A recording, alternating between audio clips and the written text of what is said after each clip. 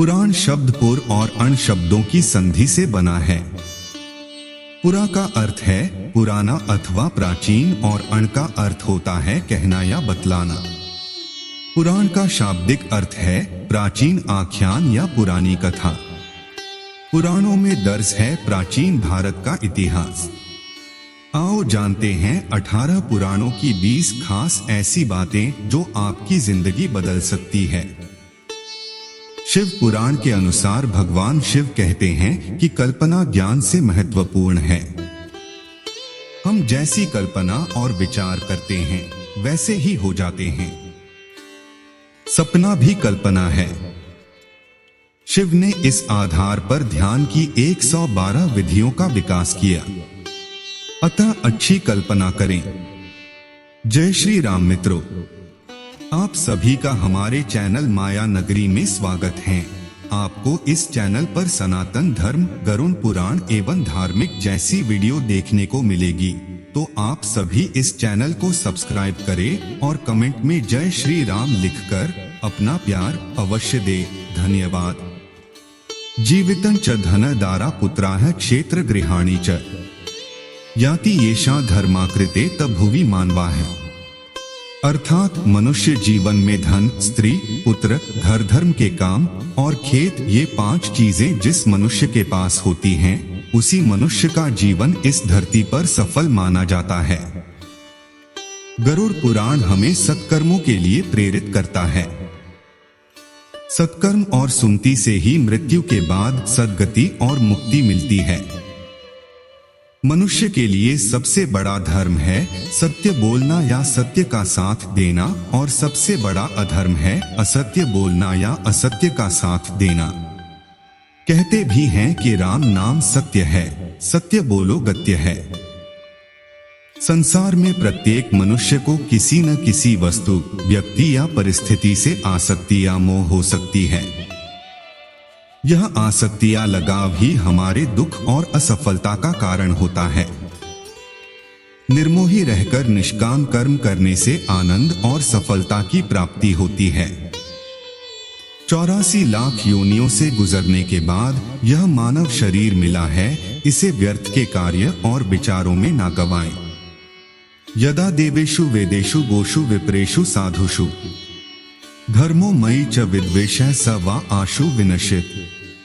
श्रीमद् भागवत महापुराण अर्थात जो व्यक्ति देवता, वेद, गौ, ब्राह्मण, साधु और धर्म के कामों के बारे में बुरा सोचता है, उसका जल्दी ही नाश हो जाता है। यहाँ स्पष्ट करना जरूरी है कि ब्राह्मण उसे कहते हैं जो कि वैदिक नियमों का पालन करते हुए ब्रह्मा ही सत्य है ऐसा मानता और जानता हो। जन्म से कोई ब्राह्मण नहीं होता है। गरुड़ पुराण के अनुसार अपराधी, नशे का व्यापारी, अत्यधिक क्रोधी, निर्दयी व्यक्ति, ब्याजखोर, निंदक व्यक्ति, किन्नर, संक्रामित व्यक्ति और चरित्रहीन महिला से दूर ही रहना चाहिए और इनका अन्न नहीं खाना चाहिए, अन्यथा पाप लगता है।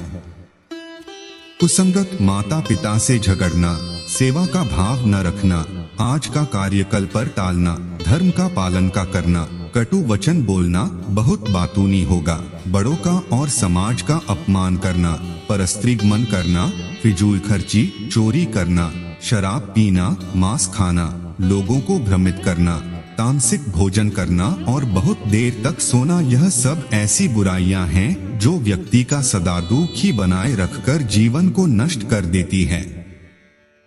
कर्मयोग से बढ़कर है ज्ञान योग, ज्ञान योग से बढ़कर है भक्ति योग। जो व्यक्ति अपने इष्ट देव की भक्ति में दृढ़ रहता है, उसके जीवन में कभी भी किसी भी प्रकार की परेशानी खड़ी नहीं होती है। ये नरा ज्ञानशीलाश्च यान्ति परमागतिं, पापशीला नरा यान्ति दुखेन यमयातना।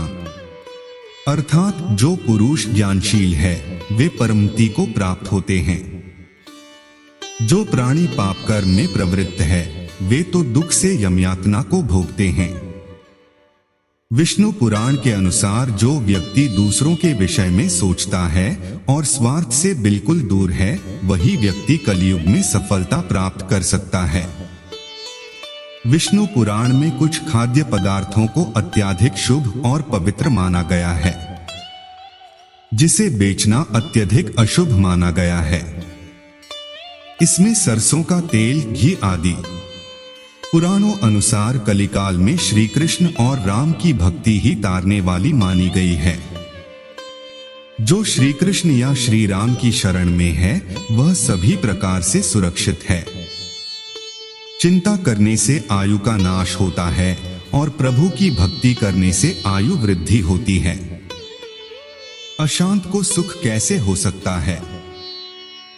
सुखी रहने के लिए शांति बहुत जरूरी है। जिस घर में स्त्री का मान सम्मान होता है वहां पर लक्ष्मी सदा विराजमान रहती है। नारी वह धुरी है जिसके चारों ओर परिवार घूमता है। जिस परिवार व राष्ट्र में स्त्रियों का सम्मान नहीं होता वह पतन व विनाश के गर्त में लीन हो जाता है।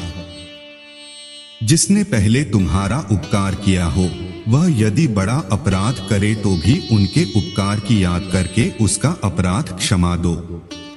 बुरे कर्मों का बुरा परिणाम निकलता है। जैसा कर्म करोगे वैसा फल मिलेगा। अच्छे कर्म करते जाओ, फल की चिंता मत करो। व्यक्ति अपने कर्मों से पहचाना जाता है और महान बनता है, जाति से नहीं। दो प्रकार के व्यक्ति संसार में स्वर्ग के भी ऊपर स्थिति होते हैं। एक तो जो शक्तिशाली होकर क्षमा करता है और दूसरा जो दरिद्र होकर भी कुछ दान करता रहता है। मन, वचन और कर्म से जो व्यक्ति एक है वही जीवन में लोगों से प्यार और आदर प्राप्त करके सफल हो जाता है। एकादशी व्रत रखना, गंगा नदी में स्नान करना, विष्णु की पूजा, तुलसी की पूजा और उसका सेवन करना, गाय की पूजा और उसकी सेवा करना, श्राद्ध कर्म करना, वेद अध्ययन करना, तीर्थ परिक्रमा करना और माता पिता की सेवा करना, संध्या वंदन करना, यह सभी पुण्य कर्म है। ऐसा करने वाला सदा सुखी रहकर मोक्ष को प्राप्त होता है। मित्रों, वीडियो को पूरा देखने के लिए आपका बहुत बहुत धन्यवाद।